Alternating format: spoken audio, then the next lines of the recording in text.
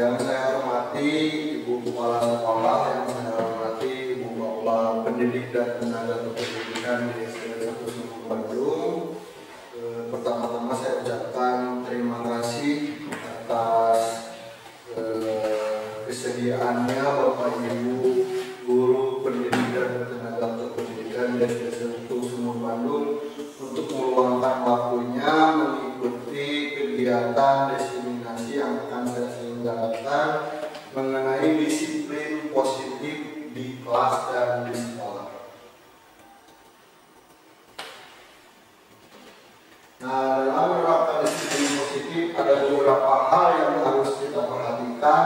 Di antaranya yang pertama adalah nilai kebajikan universal, teori motivasi, keyakinan kelas atau sekolah, terus kebutuhan dasar manusia, serta yang terakhir adalah teori kontrol dan segitiga restitusi.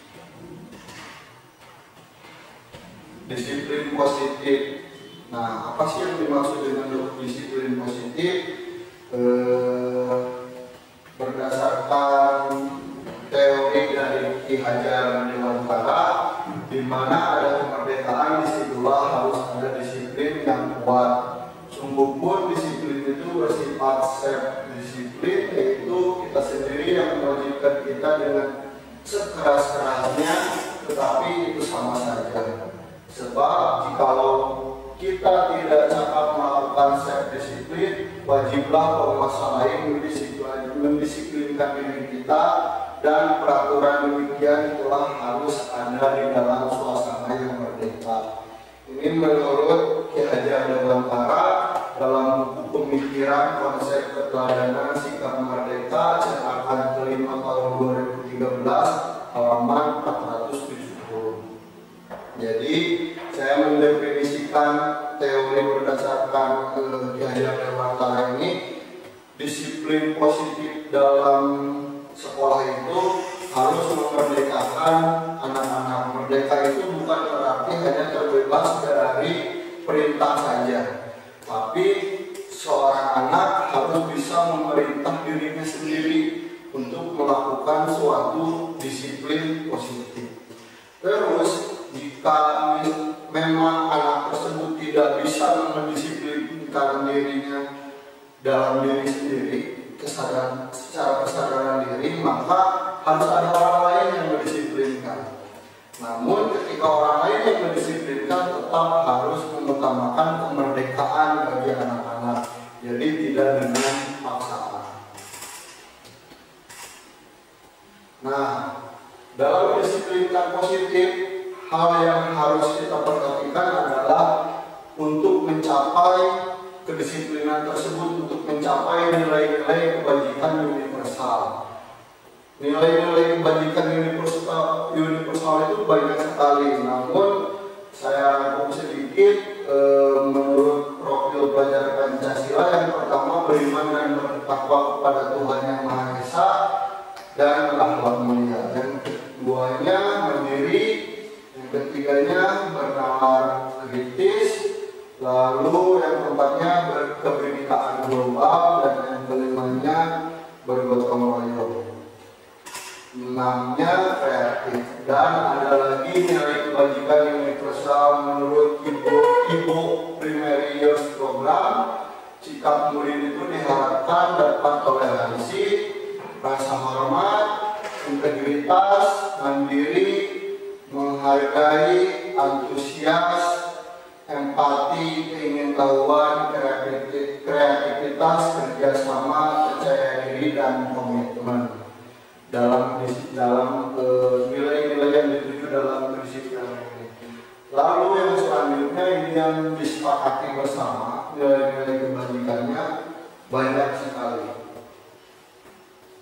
Kalau misalkan nanti Bapak Ibu membutuhkan untuk penyusunan disiplin positif di kelas dan sekolahnya, nanti bisa saya berikan bentuk PDF-nya. Karena nilai-nilai kebajikan universal ini sangat banyak. Ini hanya diambil dari 3 saja.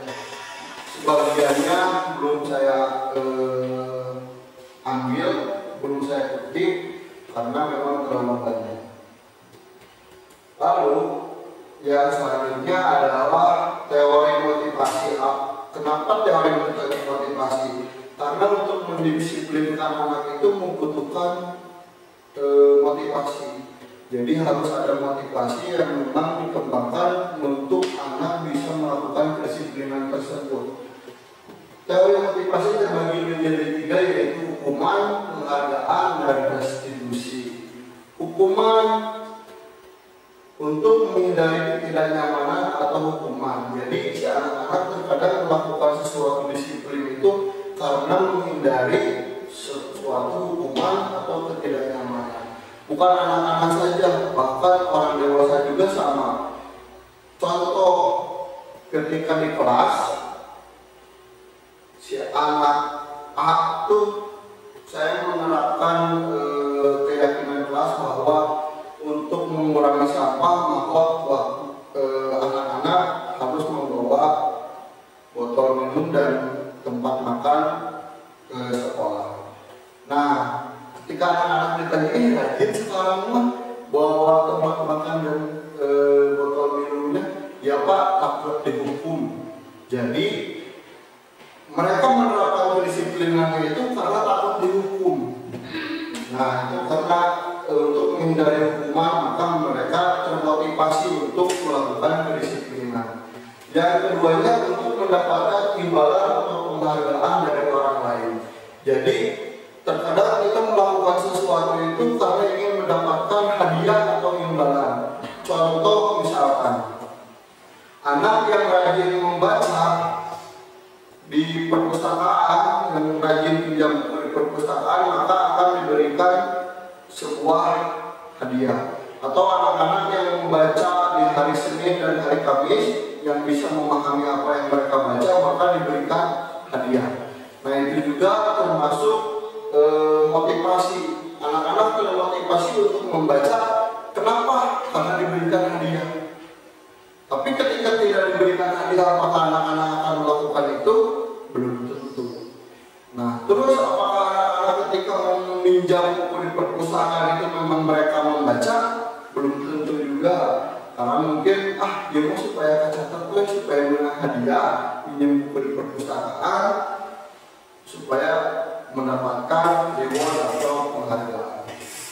Nah, yang diharapkan Bapak Ibu guru itu menerapkan motivasi untuk menumbuhkan anak supaya menjadi orang yang mereka inginkan dan menghargai diri sendiri dengan nilai-nilai yang mereka percaya.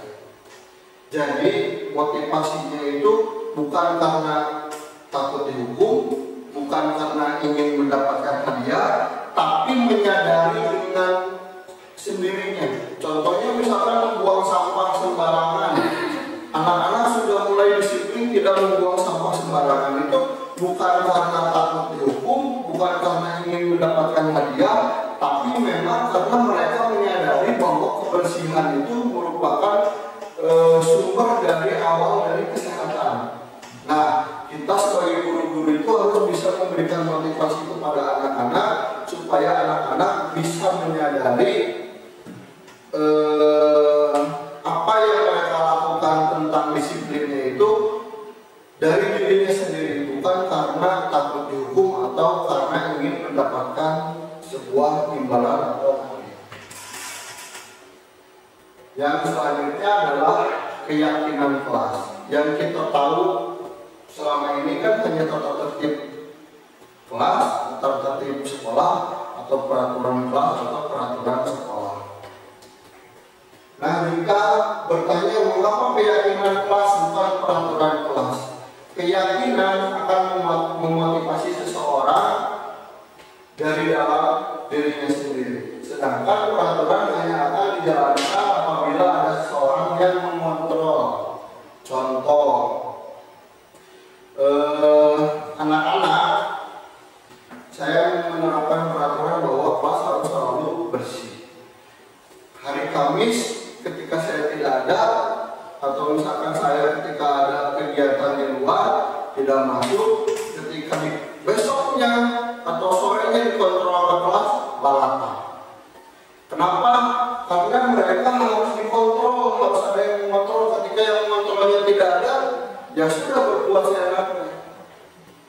ketika ada saya di kelas, mereka tidak berani berbuat itu karena memang saya kontrol. Nah, keyakinan itu akan memotivasi seseorang di dalam dirinya sendiri. Contoh, menggunakan helm itu sebuah peraturan. Nah, menggunakan helm merasa karena jarak dari Camindung ke Sumur Bandung itu dekat, mau ada polisi, tidak ada yang mengontrol, maka saya tidak akan menggunakan helm. Tapi ketika misalkan menggunakan helm itu adalah kesadaran bahwa menggunakan helm itu untuk keselamatan kita selama di perjalanan, toh maka tinggal di Sumur Bandung anu lebih dekat lagi misalnya di Singapura ke Sumur Bandung ke sekolah ke sini pasti menggunakan helm. Kenapa? Karena menyadari waktu di perjalanan terjatuh, digeleduk, bisa saja berdarah atau kepala terluka, jadi menggunakan helm. Jadi keyakinan itu akan membuat seseorang termotivasi untuk melakukan hal itu tanpa ada yang mengontrol, tanpa ada yang harus menginstruksikan, tanpa harus ada yang melarang ataupun yang memerintah. Jadi secara merdeka dengan kesadaran dirinya dilakukan. Dan deket lah di Singapura mah sekolah mah untuk pakai helm ini dan berarti itu motivasinya karena ada sesuatu yang mengontrol dan mulai polisi, berarti melihatnya dan mulai polisi itu perlu dihelmi dan tapi kalau menyadarinya bahwa menggunakan helm itu untuk keselamatan, maka reksa kumaha jarak menjauh reksa kumaha jarak mendekat pasti sadar untuk menggunakan helm. Itu contohnya. Bagaimana membuat keyakinan kelas? Yang pertama itu yang harus dilakukan adalah membuat peraturan bersama. Jadi peraturan kalau bisa jangan guru yang membuat, tapi sepakati dengan anak-anak apa yang bisa kita sepakati untuk supaya kelas kita tertib, rapi, bersih, memiliki budaya yang positif. Misalnya anak-anak jangan kesiangan Pak, tuliskan lah apa yang dikatakan anak-anak. Jangan datang kesiangan, jangan mengganggu teman yang sedang belajar, jangan keluar bangku, boleh dituliskan dulu. Lalu setelah misalkan peraturan bersamanya sudah ada, langkah selanjutnya itu ubah kalimat negatif menjadi positif. Nah, langkah terakhir baru dari kalimat positif ubah ke nilai kebajikan. Contohnya, mengubah kalimat negatif menjadi positif. Kalimat negatifnya tidak boleh datang terlambat. Setelah misalkan anak-anak mengatakan tidak boleh datang terlambat Pak atau Bu, nah kita ubah kalimat negatif tersebut menjadi kalimat positif, hadir tepat waktu. Nah setelah diubah menjadi kalimat positif, selanjutnya adalah ubah ke nilai kebajikannya, yaitu disiplin. Contoh kedua, kalimat negatifnya dilarang buang sampah sembarangan. Kata dilarang ini adalah kalimat kata negatif, maka diubah ke kalimat positifnya buang sampah pada tempatnya. Setelah diubah menjadi kalimat positif, diubah kembali menjadi nilai kebajikannya, yaitu untuk kebersihan atau kesehatan atau tanggung jawab. Nah, setiap manusia, bukan hanya anak-anak, semuanya, orang dewasa juga sama, berperilaku itu untuk memenuhi kebutuhan dasarnya. Ada 5 kebutuhan dasar manusia yang harus dipenuhi, yaitu yang pertama bertahan hidup, yang kedua kasih sayang dan rasa diterima, yang ketiga kebebasan, yang keempat kesenangan, dan yang kelima penguasaan. Contoh misalnya, si anak-anak sudah memiliki kesepakatan kelas, keyakinan kelas bahwa diadakan jadwal untuk piket. Di suatu hari misalkan anak-anak ada satu anak yang tidak mengikuti piket lalu pergi ke kantin jajan. Nah, mereka itu melanggar kesepakatan kelas berarti ya, melanggar keyakinan kelas, seharusnya piket ini malah jajan. Hal itu dilakukan kenapa? Karena 5 dasar kebutuhannya belum terpenuhi. Kebutuhan yang mana? Yang pertama bertahan hidup, karena bertahan hidup itu berkaitan dengan fisiologis, makan, minum, pakaian, tempat tinggal, berkaitan dengan hal seperti itu. Mereka merasa apa? Maka mereka meninggalkan tanggung jawabnya, mereka meninggalkan kesepakatan yang telah dibuat untuk apa? Untuk memenuhi kebutuhan yang pertama, untuk bertahan hidup. Jadi pergi ke kantin makan karena lapar, jadi untuk pikir. Contoh lain, kesenangan.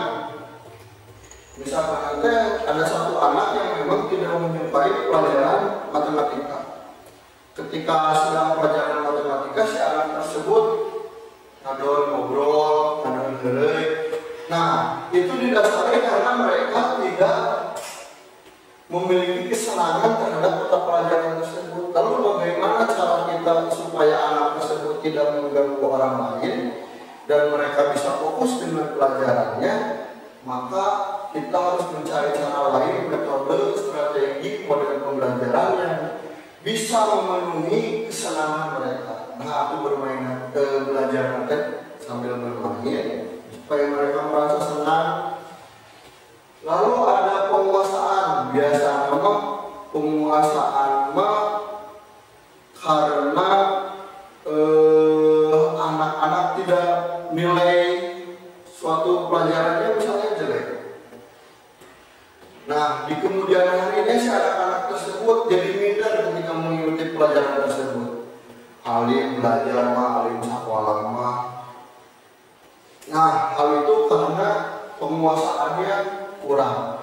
Mereka minder karena merasa tidak mampu untuk menguasai pelajaran tersebut, jadi mereka tidak termotivasi. Nah, hal ini kita harus menyadari dengan 5 kebutuhan dasar ini. Jadi setiap guru itu harus memahami 5 kebutuhan dasar ini agar semua anak bisa terfasilitasi dalam pembelajaran.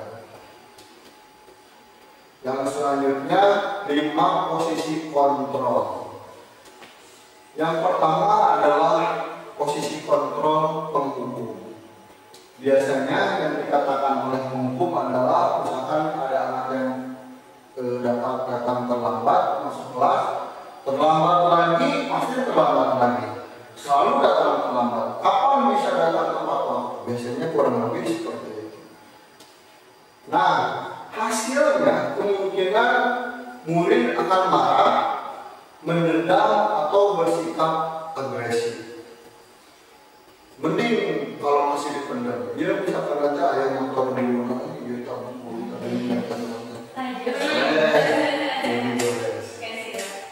Nah, ini adalah posisi kontrol guru sebagai penghukum. Lalu yang kedua ada guru yang biasanya memberikan kontrolnya itu sebagai membuat merasa bersalah kepada anak.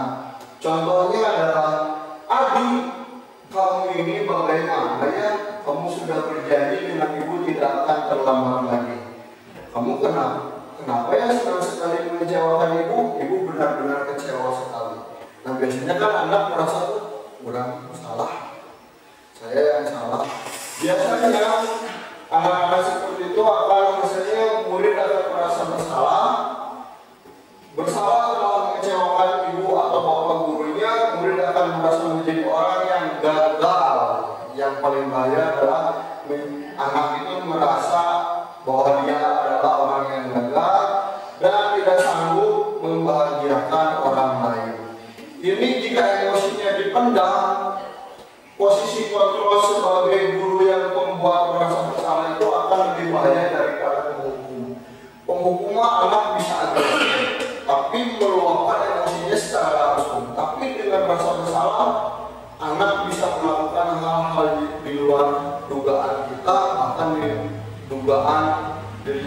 karena merasa bersalah, dia merasa gagal. Yang dikhawatirkan adalah berbuat yang tidak baik untuk dirinya sendiri ataupun orang lain. Posisi kontrol yang selanjutnya yaitu sebagai teman.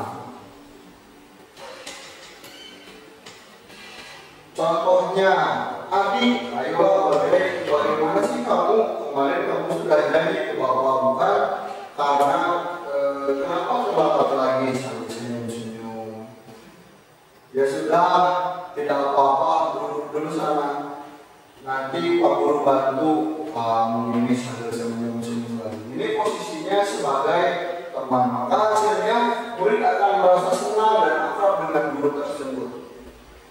Ini termasuk dampak yang positif, hanya saja di sisi negatif murid menjadi tergantung pada guru tersebut. Jadi lamun guru lain mau nurut mungkin nanti, jadi nurut nanti kalau guru tersebut karena merasa dekat dengan guru eta. Misalkan anak-anak kelas 5, saya menerapkan posisi kontrol sebagai teman anak-anak kelas 5 dekat.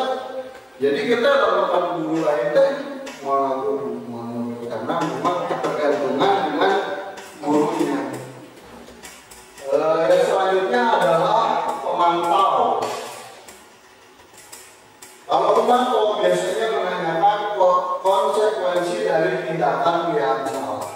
Contohnya, saya sering menerapkan posisi ini sebagai pemantau karena memang untuk mendisiplinkan harus ada dorongan sebelum motivasi itu tidak bisa langsung ke poin yang ketiga, langsung memiliki motivasi intrinsik dari dirinya sendiri, tapi motivasi memang harus secara berjenjang, mungkin dari dengan hukuman dulu, lalu dengan hadiah, baru nanti akan muncul dengan sendirinya dari intrinsik. Kalau menurut saya, tapi pandangan itu berbeda.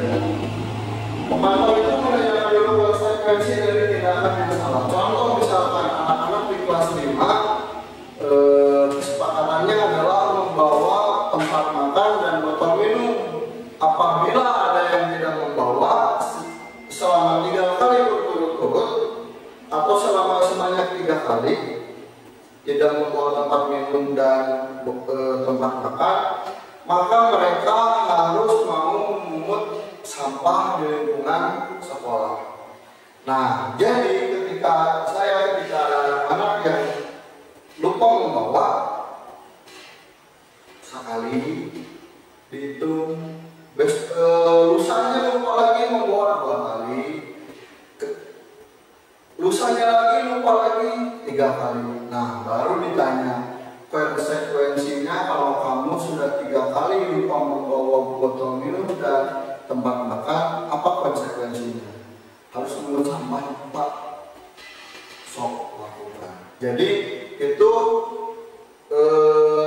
posisi sebagai pemantau. Jadi kita hanya memantau saja apakah anak-anak menerapkan disiplin atau tidak. Ketika anak-anak tidak menerapkan disiplin, maka terapkan konsekuensi sesuai yang telah disepakati dengan anak-anak. Nah, yang paling baik adalah yang diharapkan diterapkan di seluruh sekolah di Indonesia adalah posisi kontrolnya sebagai manajer. Manajer itu fokus pada murid, bukan untuk membahagiakan guru atau orang tua. Murid sudah mengetahui adanya suatu masalah dan sesuatu yang perlu terjadi. Bila guru mengambil posisi pemantau, guru akan melihat apa konsekuensinya atau peraturannya. Namun pada posisi manajer, guru akan mengembalikan tanggung jawab pada murid untuk mencari jalan keluar permasalahannya, tentu dengan bimbingan guru. Nah, posisi manajer ini, dalam menerapkan posisi manajer ini, kita harus memahami dulu segitiga restitusi.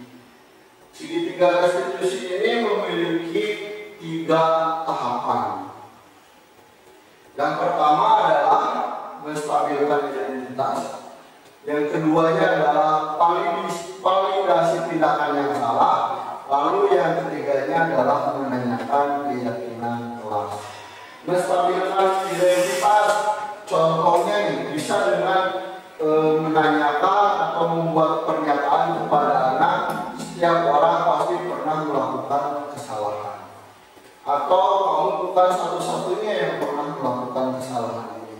Kenapa harus distabilkan dulu? Karena biasanya anak yang melakukan atau orang yang melakukan kesalahan nggak masalah, disalahkan, coba macet biasanya, begini mengajar. Jadi ketika ada yang melakukan kesalahan, maka dukung dulu. Kita seolah-olah berada di posisi itu dulu. Kita bahwa kita itu berhadapan dengan mereka bukan sebagai lawan, tapi sebagai teman yang akan mencarikan solusi untuk permasalahan yang mereka temui. Lalu validasi tindakan yang salah.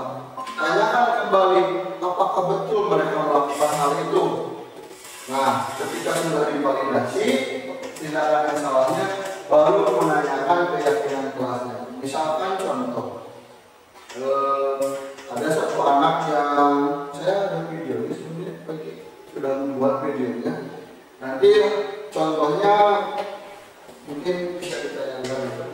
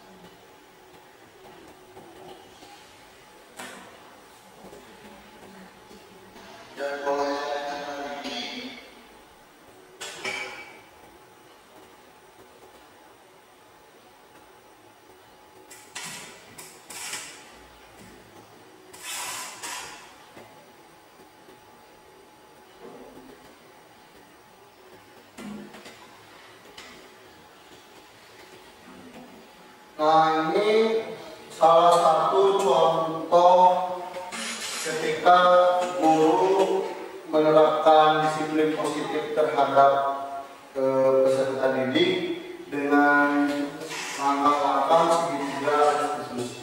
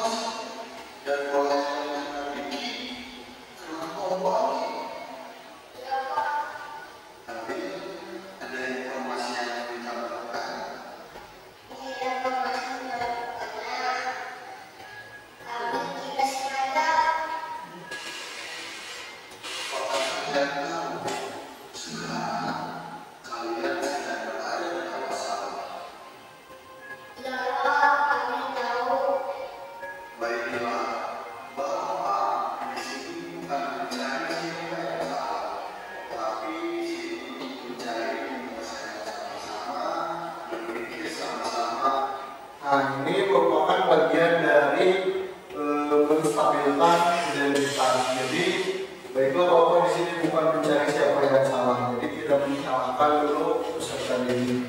Lalu tapi di sini untuk mencari penyelesaian sama-sama, berpikir sama-sama. Ini merupakan bagian dari langkah menstabilkan identitas peserta didik.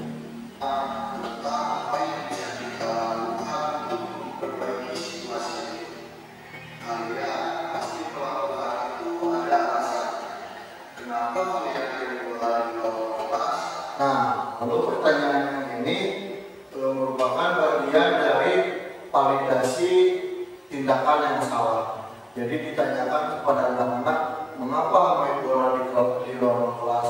Karena anak-anak pasti memiliki alasan mengapa melakukan hal itu.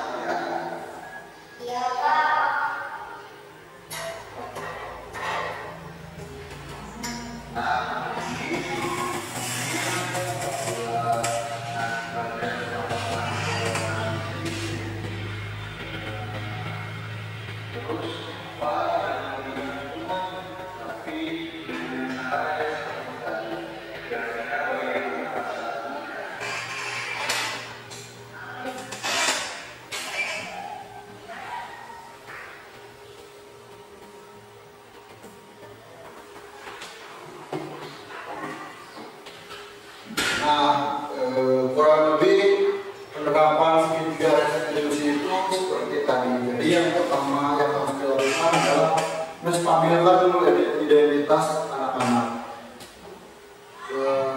Jangan sampai anak-anak melakukan kesalahan terus kita salahkan. Benar-benar mereka salah perlu dibenarkan, mereka salah perlu disalahkan. Jadi stabilkan dulu identitas anak-anak. Baru yang selanjutnya adalah validasi tindakan yang salah, alasan mereka mengapa melakukan hal itu, lalu menanyakan keyakinan kelas. nilai kelas yang telah disusun bersama-sama dengan peserta didik. Lalu ada tambahan mengenai keyakinan kelas. Kalau peraturan kan memang lebih cenderung terperinci, misalkan harus izin ketika meninggalkan ruangan kelas. Tapi ketika misalkan diubah dengan keyakinan kelas, menghormati dan menghargai orang lain, maka itu akan lebih luas. Menghormati dan menghargai orang lain bisa saja ada peraturan norma-norma yang luput dari peraturan kelas yang tidak tertuliskan. Tapi kalau dengan keyakinan kelas, dengan nilai-nilai kebajikan universal, maka peraturan yang tidak tertulis ketika anak-anak melakukan kesalahan itu nilainya bisa diambil, nilai kebajikannya bisa digunakan. Tidak terpaku dengan peraturan. Kalau misalkan kita terkadang kesalahannya itu tiba-tiba dilakukan anak, tapi peraturannya itu tidak ada, maka tidak ada konsekuensi kedisiplinan untuk anak-anak. Maka kalau misalkan diubah peraturan kelasnya ke keyakinan, disiplin kan luas artinya. Bisa berarti disiplin dalam mengerjakan tugas, disiplin dalam waktu ketika hadir atau pulang sekolah, disiplin dalam berpakaian. Kalau disiplin berarti luas. Tapi kalau misalkan peraturan kelas itu biasanya lebih spesifik kepada satu hal atau dua hal. Tidak boleh terlambat.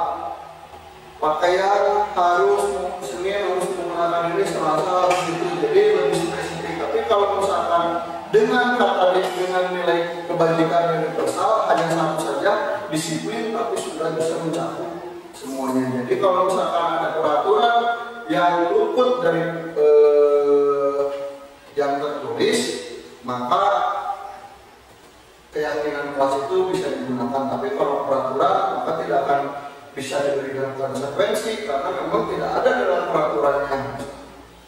Kalau keyakinan itu lebih fleksibel.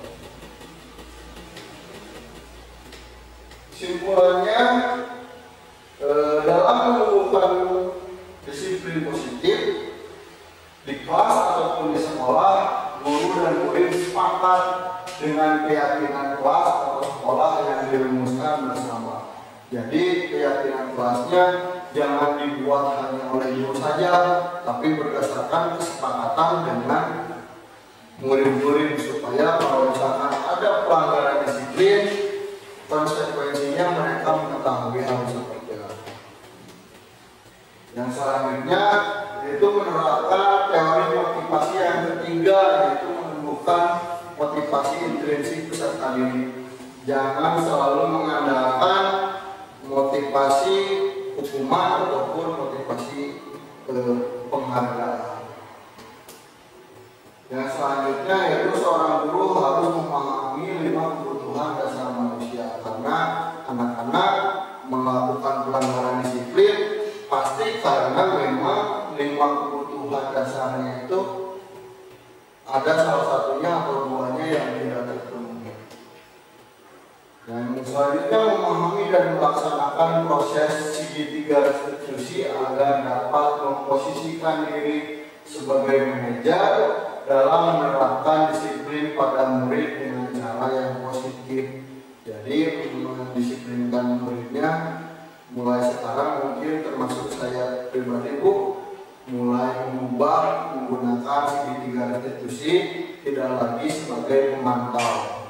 Jadi biasanya kan makanya mungkin ibu-ibu, ibu bapak guru bertanya-tanya, nah kenapa kelas 5 jarang mengumpulkan sampah? Karena saya sedang mencoba untuk menerapkan posisinya sebagai manajer menggunakan segitiga restitusi, tidak dulu sebagai pemantau dan memberikan konsekuensi pada peserta didik. Jadi ayo nama jangan kelas 5 pulungan sampah karena memang saya sedang menerapkan segitiga restitusi. Lalu harapannya seluruh guru di SDN 1 Sumur Bandung dapat menerapkan disiplin positif dengan menyusun keyakinan kelas. Juga guru di SDN 1 Sumur Bandung memulai langkah sederhana dalam menerapkan disiplin positif dengan mulai dari kelas masing-masing. Kelas masing-masing saja. Seperti saya sudah mempelajari materi ini terapkan di kelas, tidak dulu mengajak yang lain. Ketika dampaknya mulai terasa, mungkin bisa mulai diterapkan. Yang selanjutnya adalah apabila ada pelanggaran disiplin, guru dapat mengambil posisi kontrol sebagai pemantau atau manajer. Jadi memang harapannya tidak ada lagi guru yang memposisikan sebagai penghukum, pembuat merasa bersalah ataupun sebagai teman. Tapi harapannya guru itu bisa menerapkan posisi kontrolnya sebagai pemantau ataupun sebagai manajer. Yang selanjutnya terakhir senantiasa memberikan motivasi yang dapat menumbuhkan kesadaran diri murid dalam melaksanakan disiplin positif di kelas maupun di sekolah. Nah, posisi pemantau seperti tadi, saya meminta anak untuk membersihkan kelas. Ternyata ketika dihempaskan, mereka itu tidak melakukan apa-apa, hari ini ngumpul di sini. Tapi ketika saya datang langsung, padahal tugasnya sebelumnya hari kemarin sudah disepakati, sahawa yang bakal beberes lampu, sahawa yang bakal sasapu, sahawa yang bakal ngepel, sudah disepakati hari kemarin. Tapi tadi tidak bicara dia akan melaksanakan tugas masing-masing. Kadio ya. Nah, baru anak-anak but. Jadi memang saya menyadari bahwa di lingkungan kita itu belum bisa menerapkan secara sepenuhnya untuk menjadi posisi manajer, tapi kita masih bisa menerapkan sebagai posisi pemantau karena menumbuhkan kesadaran diri dalam diri itu hal yang bukan yang singkat, membutuhkan proses, membutuhkan waktu yang panjang.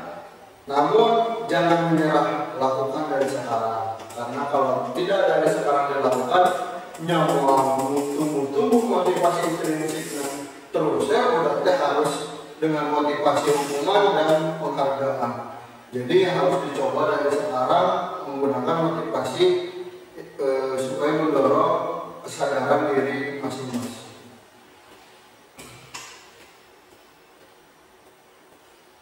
Terima kasih, matur nuwun, matur sesama, turi om gasimpe amanah.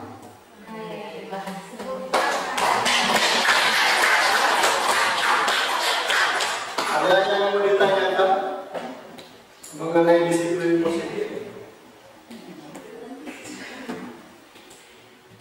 Alhamdulillah teman-teman barang matekan barang pas masih gambaran dan bagaimana salah satu cara atau salah satu metode untuk membangun kedisiplinan khususnya dari peserta didik.